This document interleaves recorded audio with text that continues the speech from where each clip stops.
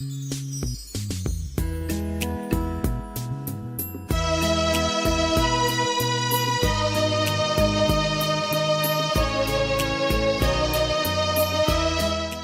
نام سید محمود اسد اللہ ہے۔ میری اصل تاریخ پیدائش جو ہے وہ 1938 ہے۔ اب میں تقریباً 83 ایئرز اولڈ ہوں، اور میری پیدائش سہارنپور کی ہے جہاں میری ننیال تھی، اور ددیال میری دہلی کی ہے۔ میرے والد کا نام سید حبیب احمد علی ہے مرحوم، اور میں سر سید احمد خان کے بڑے بھائی سید محمد، یہ دو بھائی تھے، سید احمد اور سید محمد۔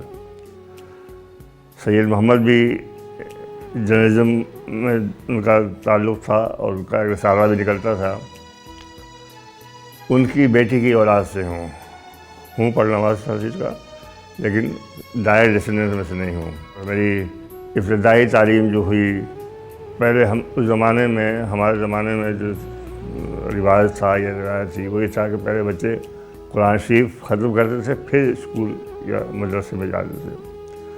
تو میں نے بھی پہلے قرآن ختم کیا، اس کے بعد تیسری جماعت میں مراد آباد میں، اس وقت میرے والد ڈپٹی کلیکٹر مراد آباد تھے سید حبیب احمد علی، تو مراد آباد کا جو انگلش اسکول تھا، مشن ہائی اسکول، اس میں داخلہ لیا۔ اس کے بعد میں علی گڑھ یونیورسٹی کے اسکول میں داخلہ مجھے ملا۔ 48 میں میں علی گڑھ مسلم یونیورسٹی کے اسکول میں پڑھ رہا تھا جب ہم لوگ یہاں شفٹ ہوئے ہیں۔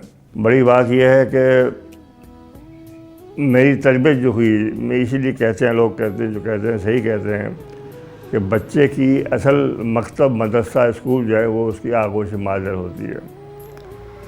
تو میری بھی شخصیت میں جو کچھ نکھار آیا یا اچھائی آئی ہے، جو بھی ہے، وہ میرے والدین کی تربیت کا، میں نے ان کو جو اشارات میں دیکھا اور ان کی جو چال چلن دیکھا، وہ دیکھا، اس سے میں نے بہت کچھ سیکھا۔ میں نے اپنے والد سے زیادہ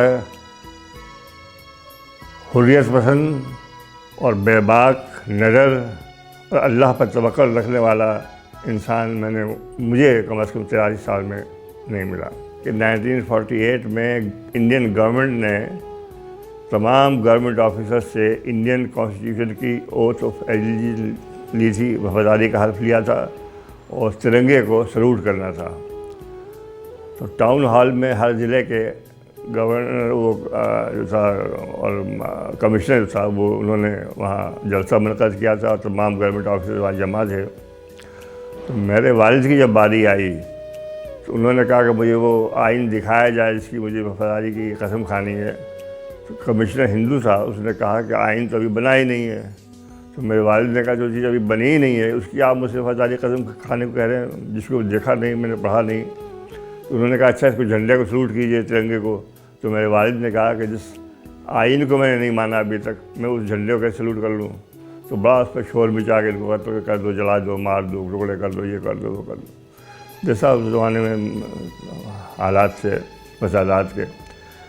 مگر اللہ تعالیٰ جس کو بچاتا ہے، وہ اس ہندو کمشنر نے، اس کے لیے بہت آسان تھا کہ وہ اس پہ عمل کرتا اور والد کو قتل کروا دیتا یا کچھ بھی کروا دیتا اور کہہ دیتا کہ معاف تھا۔ لیکن اس نے سیکورٹی میں میرے والد کو گھر بھیجا، اور پھر 3-4 دفعہ اپنے گھر بلا کے اس نے میرے والد سے کہا کہ آپ میرے سامنے ہاں کر دیں تو میں اناؤنس کر دوں گا۔ میرے والد نے کہا کہ میں منافقت نہیں کروں گا۔ پھر اس نے کہا کہ آپ کو معلوم ہے اس کے کانسیکوینسز کیا ہوں گے؟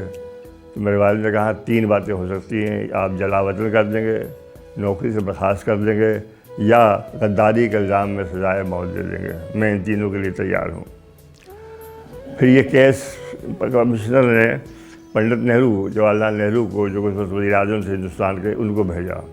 انہوں نے میرے والد کو دہلی بلایا، ان سے ملاقات کی۔ میرے والد نے وہاں بھی یہی پوائنٹ ریز کیا، اور یہ قانونی تھا۔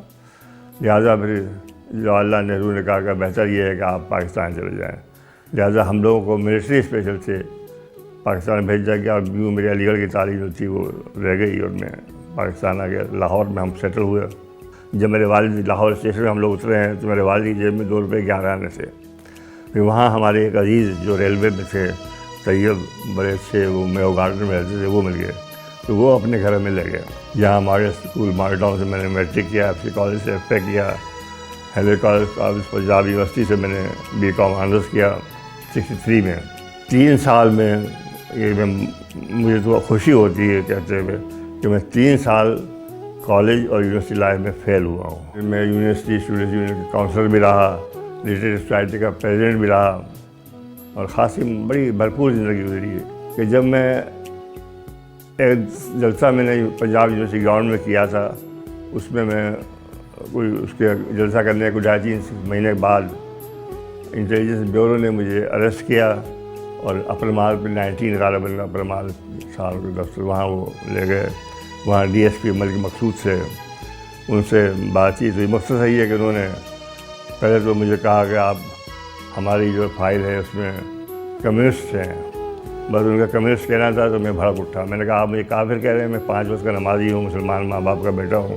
بعد میں انہوں نے کہا کہ میں آپ کو خود بتاتا ہوں کہ میں نے تقریر کی تھی اور کیا میں کہتا ہوں, کیا اب بھی میں مانتا ہوں. تو وہ سن کے وہ ملک مقصود تھے بڑے متاثر ہوئے, کہنا یہ تو بڑے حب الوطنی کے آئیڈیاز ہیں. میں نے کہا جو بھی ہیں وہ آپ کے سامنے ہیں. تو انہوں نے کہا کہ مجھے آپ کو واپس جانے کی اجازت تو نہیں ہے, جانے کی اجازت دینے کی, لیکن میں اپنے ذمہ داری پہ آپ کو چھوڑ سکتا ہوں بشرطے کہ آپ 2 باتیں میری مان لیں. میں نے کہا فرمائیے. ایک تو یہ کہ اب آپ کے سالانہ امتحان 3 مہینے رہ گئے ہیں, اور اس کے بعد آپ کی ایج جو ہے وہ سروس کے لیے نکل جائے گی. تو اب آپ 3 مہینے مجھ سے وعدہ کریں کہ آپ کوئی ایکٹیویٹی نہیں کریں گے.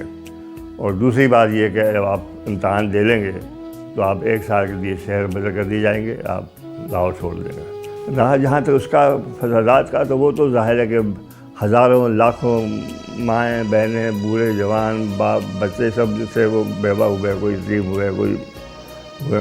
یعنی جوان لڑکیوں نے اپنی عزت بچانے کے لیے کنوؤں میں چھلانگ مار دی تھی. جو خواتین کسی گھر میں کسی کمرے میں مقید ہو گئی تھی بچے, وہ ان کو وہاں زندہ جلا دیا گیا. یہ جب ہم ملٹری ٹرین سے آ رہے تھے تب بھی ہم نے دیکھا کہ اٹاری کے پاس ریلوے لائن کے دونوں طرف جو تھی لاشیں مسلمانوں کی پڑی ہوئی تھی. یعنی سکھوں نے ہندوؤں نے جو بھی تھے انہوں نے پوری کی پوری ٹرین معلوم ہوتا ہے کہ قتل کر دی تھی انسانوں کی. اور یہاں جو اسٹیشن پہ اترے ہم دیکھا لوگوں کو حالات اس بری حالت میں تھے یہاں لوگ بھی, تو وہ تو عجیب ماحول تھا. لیکن مجھے دکھ یہ ہوتا ہے کہ ہم نے اس وقت بھی ظاہر ہے کہ سبھی جانتے ہیں کہ پاکستان کے نعرے لگتے تھے, پاکستان کا مطلب کیا, لا الہ الا اللہ, پاکستان مطلب لا. اور علی گڑھ کے سر احمد خان کا بڑا کنٹریبیوشن یہ ہے کہ انہوں نے تحریک پاکستان کی موومنٹ کی بنیاد ڈالی, انہوں نے 2 قومی نظریے کی بنیاد ڈالی, وہ بانی ہے تحریک پاکستان سے. لیکن ہم ان کو بھی بھلا بیٹھے ہیں. ہم ان کو کیا بھلا بیٹھے ہیں, ہم نظریہ پاکستان کو بھلا بیٹھے ہیں. نظریہ پاکستان کیا تھا, قرآن و سنت پر عمل پیدا ہونے کا. اب آج کل آپ دیکھیں بے حیائی, بے شرمی, اور جو لوٹ مار اور بے ایمانی اور بددیانتی ہے وہ اس بالکل الگ ہے. ہم نے تو پاکستان حاصل کیا تھا یہ کہ سمجھ کے سر سید کا نظریہ یہ تھا کہ ہندو اور مسلمان 2 قومیں اس لیے ہیں کہ ان کا رہنا سہنا پہناوا, ان کا وضع قطع, ان کا کھانا پینا, ان کی عبادت گاہیں سب کچھ الگ ہیں. لیکن آج یہاں ہر وہ کام جو ہندو کر رہا ہے وہ ہم فخر سے کر رہے ہیں. سر احمد خان کا نظریہ تعلیم ہی یہ تھا, یعنی انہوں نے انگریزی پہ بہت زور دیا اس لیے کہ ہمیں انگریزوں سے مقابلہ کرنا تھا, ہمیں ہندو سے مقابلہ کرنا تھا. اور یہ قرآن میں ہے کہ تعلیم حاصل کرو. تو انہوں نے تعلیم میں بہت زور دیا انگریزی کی, لیکن انہوں نے انگریزی تہذیب کے بہت خلاف تھے. وہ ان کا کہنا یہ تھا کہ تمام علوم و فنون بکمال حاصل کرو, لیکن انگریزی تہذیب سے بہت دور رہو. اگر تم نے تمام جدید علوم و فنون حاصل کرنے کے ساتھ ساتھ قرآن و اسوہ حسنہ کے ارشادات احکامات پہ عمل پیرا نہ ہوئے, اسے انحراف کیا, تو کچھ حاصل نہیں ہوگا, سب بیکار جائے گی. میں اور یہ ہم دیکھ رہے ہیں سارے ہمارے جو بڑے بڑے لیڈر سارے تعلیم یافتہ, بڑے بڑے تعلیم یافتہ ہیں, لیکن کسی میں جذبہ حریت ہے نہ جذبہ ایمان ہے. اب ہم نے ایک تنظیم بنائی ہے سر سید تعلیم تہذیب اخلاق فاؤنڈیشن. اس کے نام سے ہی ظاہر ہوتا ہے کہ تہذیب تعلیم اخلاق یہ تینوں چیزیں جب ایک شخص میں ایک ساتھ برابر زمین نہیں ہوگی اس وقت تک وہ انسان جو ہے وہ شعلہ مقرات نہیں ہو سکتا. اس لیے ہم اب گاؤں گاؤں شہر شہر قریہ قریہ میں گلگت کے بلتستان تک گیا، وہاں یونیورسٹیوں میں کالجوں میں لیکچر دیے وہ کیا.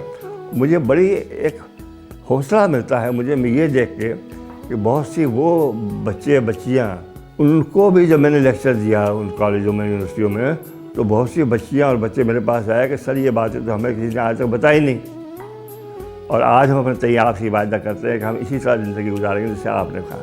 اس کا مطلب یہ ہوا کہ ان بچوں کا قصور نہیں ہے، قصور ان کے والدین کا ہے یا ان کے اساتذہ کا ہے. یہ ان کا فرض ہے ان کو بتائیں، ورنہ وہ یعنی ہمارے ہاں پاکستان قیام کے بعد تعلیم تو بہت ہوئی لیکن گائیڈنس، گرومنگ اور موٹیویشن بچوں کی بالکل نہیں ہوئی، تربیت بالکل نہیں ہوئی. اسی لیے آج حال یہ ہے ہمارا.